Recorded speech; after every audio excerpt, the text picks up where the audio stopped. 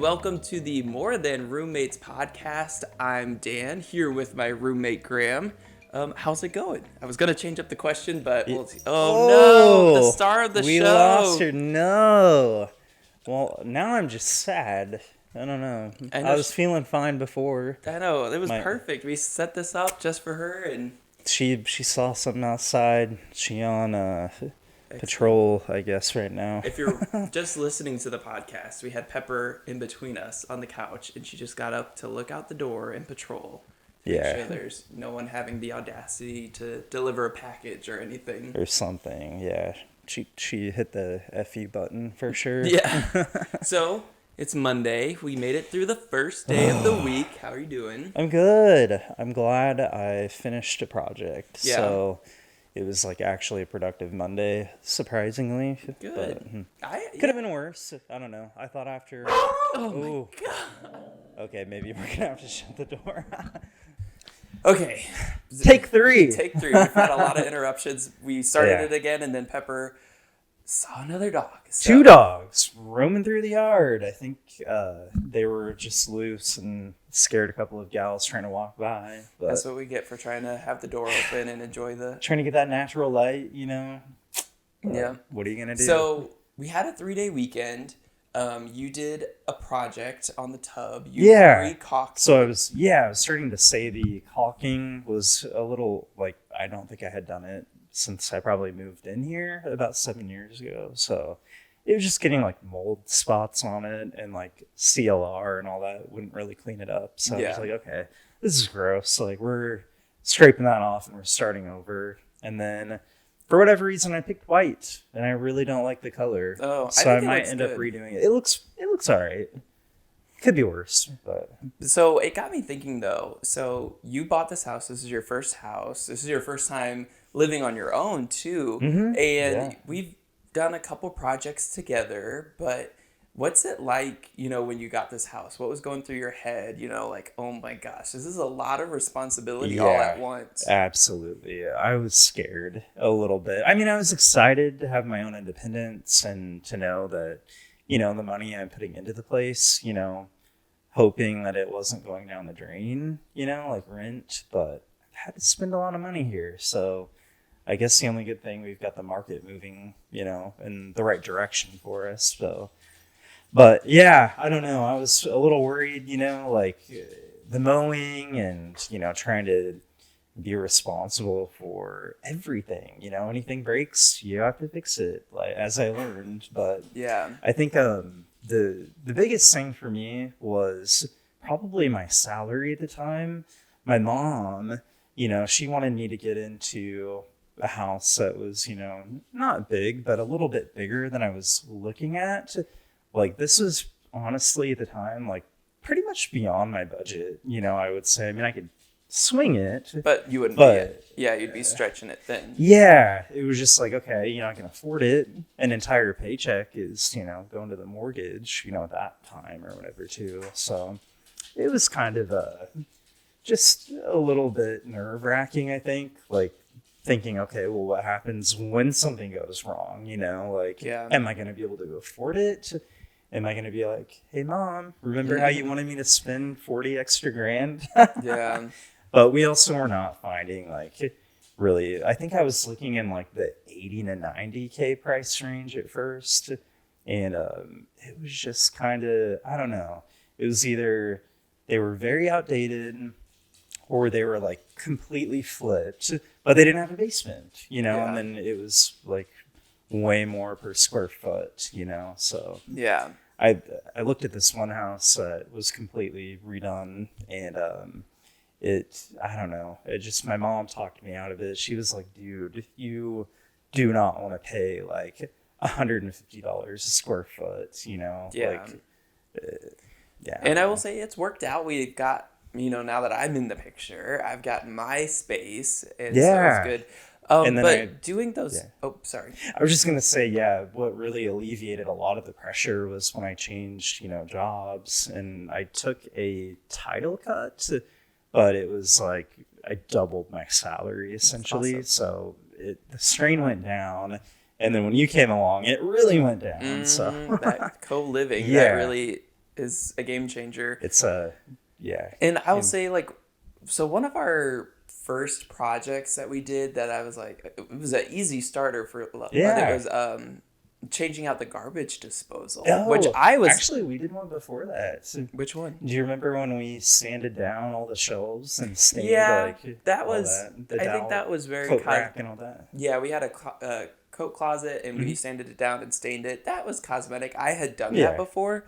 Garbage disposal, never done. Had no experience. And that one ended up being a lot easier. Yeah. We also changed we changed to a Google thermostat, which I also thought was going to be a lot more difficult than it ended up being. So it was like a little dicey though. Like the Nest, like, I mean, we wired it properly and everything too, but Nest like sent a message and it wanted us to confirm some kind of information that I didn't really know. I'm not an HVAC guy. So, of course, we had to call, the company to come double check it. And I paid for a service call for them to just say, oh, yeah, like everything looks great. We went and tested your heat pump and all that. And it's fine. Great job. Ha ha. That'll be $150, Yeah. But yeah, so. Yeah. So what I'm trying to get at is it's been intimidating doing all of these things, but once I get it going, I have been surprised with how easy it has been. All these projects seem very intimidating, but you got Youtube, you've got some experience that I don't, and so we just have been able to get through it. So it's been cool kind of conquering and learning new skills because you always are like, hey dad, like how do I fix this? And so it's been nice to kind of trying to be a little more independent and doing all of that stuff. And my stepdad helped a lot too. Like we changed out like all the fans and stuff, except that I installed the last one on my own. Yeah. I don't know. Do you remember that? That was yeah. Pretty early on in our relationship. I think I did that and swapped out like all the door handles and stuff for all the interior doors. But when I was back there cussing up a storm in my office about the fan, did you have any like reservations of, oh God, what's going to be like working on projects? I will say, I did have some reservations, but I've been surprised, like knowing that you are able to keep your cool and these, like a lot of times I thought you would have blown up, you haven't. So I've been pleasantly surprised, but I also knew that the fan was going to be difficult in the first place because you're working with it above your head. Yes. Your shoulders are tired. I had to buy like a little ceiling medallion because the old fan, like they had kind of beat up, some of the ceiling, underneath the old fan. So I had to hide that. And then you're trying to cram like a modern fan, up in there. And the modern fan will have like the little remote things. So trying to like fit that through the ceiling medallion and all that was just kind of a pain. And like, I think every time I would almost get it into place, I couldn't get the actual, like, the fan, I don't know, like, casing to fit or whatever. Just those, like, minor annoyances where it was so close, but it took so much finagling, to get it to work. Yeah. But, yeah, it can be fun. It can be infuriating. But I think, when you're done, you're like, hey, I can actually do this stuff. It's not that bad. Yeah. And so going on a little subject change, but the main thing I wanted to talk about today is do you think it's necessary to come out at work? Ooh, I think that very much depends on the culture of the place you work at. If you feel comfortable, then I say, yeah, it's cool to bring your authentic self in everything you do. It's, still maybe not everyone's business per se, but so when I first thought about that question, at first it was like, yeah, no, you don't need to, like, it's no one's business. But then I thought about it and I do see some reasons to do it. I have come out at the last two places that I've worked at. But that was also something that I was considering during the interview process. Do you think you should come out? Ooh, during the interview process, I think in the interview process, you should flip the script on the interviewer and just kind of ask, like what DE&I initiatives do they have? And what does that mean? Like diversity, equity, and inclusion. Okay. Like you want to get a feel for, okay, will this, employer support me? Because in this day and age, like it's not worth your time, working somewhere where they're not going to respect you. You know what I mean? And if you can't get a, general vibe from the interview, I'd be a little leery to work anywhere that doesn't support me at this point, because I feel like, some of my former employers are maybe a little more on like the, I don't know, you want to say like good old boys club, like you could come out, you could be yourself, but is it going to get it's too kind of far? like, sure, they may not like say anything negative to your face, but it just kind of felt like, okay, this hold me back. Right. Because, it doesn't matter that it's 2023. You really never know. Yeah. Unless, where you're at supports you, for sure. So. And so I was toying with the idea of during the interview, but then I was like, oh, well, what if that prevents me from getting the job, is by me coming out. Right. But then I thought about it and I'm like, do I really want that job then? Exactly. And you ultimately do plan to come out with your coworkers. I mean, you could go in with the thought that it's none of their business, they'll never find out. But I am an open book kind of guy, hence having a podcast where we're talking about these things. But I did keep it a secret for a while at work. It's not like, my thing was, it never came up. No one asked if I was in a relationship, so I wasn't like, hey, I'm Dan, I'm gay, and this is my partner. Yeah. And so it kept coming up that my boss would ask my coworker about their family, and he kept asking me about Pepper because he knew that I had a dog. And so I think one day I was like, I was telling a story of what I did this weekend. I'm like, oh yeah, my partner and I, blah, blah, blah. And that kind of made him go, oh, and then he started asking about you, and it's been totally fine ever since. And I think it adds something to our team to having that diversity. We have a very diverse team, and I don't know, I just think it worked out for the best. But at first I was very nervous to come out because my bosses were very religious, and you just never know. You never know. It's sad to say, but it's true. Yeah. I mean, some people clearly interpret their religion different ways. Yeah. Whether they're, a bad person or not, I can't really speak on that. It's just a viewpoint to some extent for certain people. Yeah, and it's just like, you don't want that to, impact your work career. Yeah. You don't want to be stuck in the same position or whatever, treated like garbage, because that can happen too. You know? So I've kind of felt the waters, or figured it out, and kind of was like, okay, I feel comfortable, and it's been great ever since.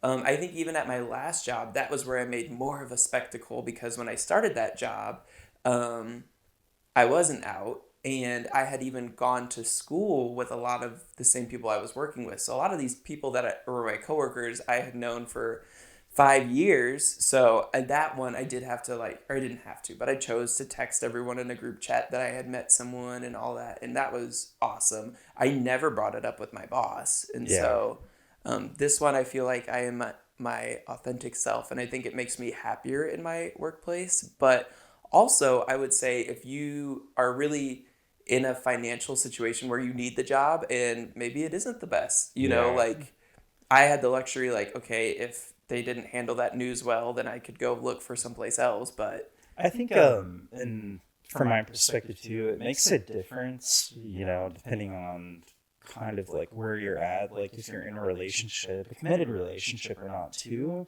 Because if you're I don't know, I don't want to say don't come out if you're not in a relationship, but maybe there's more of a reason, to kind of forge relationships, to some extent, you talk to your coworkers about your daily life, and, eventually, the partner thing will come up. Because we are doing everything together. But I would say with my job before, I hadn't, officially come out to my family or anything. And sure, like my friends and, people knew, I guess, to some extent. But I also, kind of stuck with, the bi thing at the time too. And I was just, would mostly date women. And then, if I like wanted to, try to date men, it was a little more secretive at the time, I guess, too.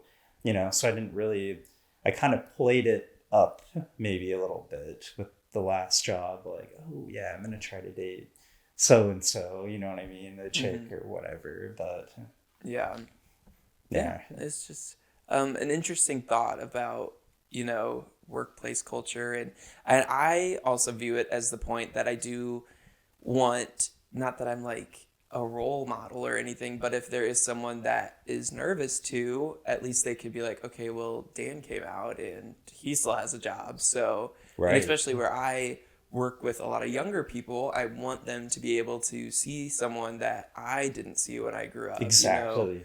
I was trying to think, and I really didn't have a lot of just gay people that were at least out and someone that I could talk to. So I want to make sure that I've made it a point to bring it up, that it's fine. And yeah, I mean, it's probably way more common than you think. Oh, for sure. People, there's this culture, decades where, the majority wanted, gay and bi or, anyone LGBTQIA plus to hide, and the ones that were like obviously out, they were a target, they were made fun of or the butt of the joke, and it is nice to see that culture shift. And I think the more people, that are open to come out, it will to some extent, not that it's not normal, but it will normalize it in society and culture, Yeah. So they're so we have, a lot of like resource groups, where I currently work, and it's fantastic. But during Pride Month, we have speakers come in, and I think Thomas Beatty is his name. He was like a professional, sportsman. I think he was a soccer player. I don't know. I don't really watch soccer. I could be wrong. Maybe it was rugby or something else. But very cool to like start seeing like athletes come out too. Yeah. And you get to hear like diverse, perspectives. Like he talked about, like what that was like as an athlete, because you've got like the locker room talk, and all that stuff too. So do you recall like your first celebrity that you were like surprised to find out that they were gay, or surprised that they came out, or like your first impactful person that was? Oh yeah, who? Colton Haynes. Is that The Bachelor? No. So he was like an Abercrombie model, I think, first, and then he was he's been in a lot of TV shows and movies. I think he was on like not the Green Lantern, some of the CW shows. Okay. I can't remember. It's been a long time, but He's been in a lot of. He was in American Horror Story, but he like pretty much like came out and then turned into like a gay icon like overnight. Wow. Like his posts are amazing on Instagram and stuff too. Like, he's very, very out, very proud, and he talks about his experiences too. Like the 2000s were like a really gross time, I think. Oh, I'm sure. Like, well, I was there, but yeah. But I mean, you even kind of got some of that with like in the news industry. Like if I recall, like weren't you told that you needed to work on your voice and like I don't know. That was that was something that was brought up at one of the places that I worked. That was something that was always an insecurity of mine, was how high my voice was. And it came up that they wanted me to work with a voice coach about lowering my voice. So I practiced, and I think I have lowered. I think the biggest flex, I was like, okay, I actually put in the work, was my Siri didn't recognize my voice anymore. I had to re-up it and like calibrate it again because I couldn't remember. I would like yell at it all the time and it wouldn't work. But can we also talk about how both of us somehow can set off each other's Siri. Yeah. It's like really we got weird. The same voice waves. Like last night, his phone was like going off, and like the light, it was no sound, but the light was like lighting up the room. And I just had my eyes closed, and I kept seeing like light. So I was like, "Hey Siri, you know, do not disturb. Yeah, turn on do not disturb." You just activated mine right Did now. I? Yeah. That's insane. So I had some voice lessons. I will provide you some free voice lesson coaching right now if you are out there and you want to lower your voice. They said like the recommendation, just go in your car, blare some music, and just keep trying to sing it in a lower octave. Okay, shocker. Go figure that. But they say like when you try to lower your voice, everyone thinks that you tilt your head down and you talk at a lower voice. But what my voice coach said is you actually want to tilt your head up, because when you tilt down, you're like constricting your vocal cords and pinching them. Whereas if you're leaning up, it like helps, I guess. I don't know. Interesting. So yeah, he said I had a husky voice, where I've always thought of it as very scratchy, but he recommended before every broadcast that I drink a warm, not a hot drink, because that would help keep my vocal cords from rubbing against each other. But yeah, that was it really messed with my ego when I realized that other people were commenting about my voice and stuff. So yeah, even in this day and age, it's still a thing. That's why in the Bros movie, when they mentioned it, they like specifically, there's this, like, he's like, I'm just doing this so that the reporter or the actor, I think he even said a reporter, the news reporter who said his voice is too high and I was like, wow, that is exactly what I went through. It was something that I was always paranoid of, but I kept doing it and I kept trying to figure it out. So yeah, stuff like that comes up. It's cruel, people want to put other people in a box for whatever reason. Yeah, and they might not have known that was such a big insecurity of mine when they brought that up.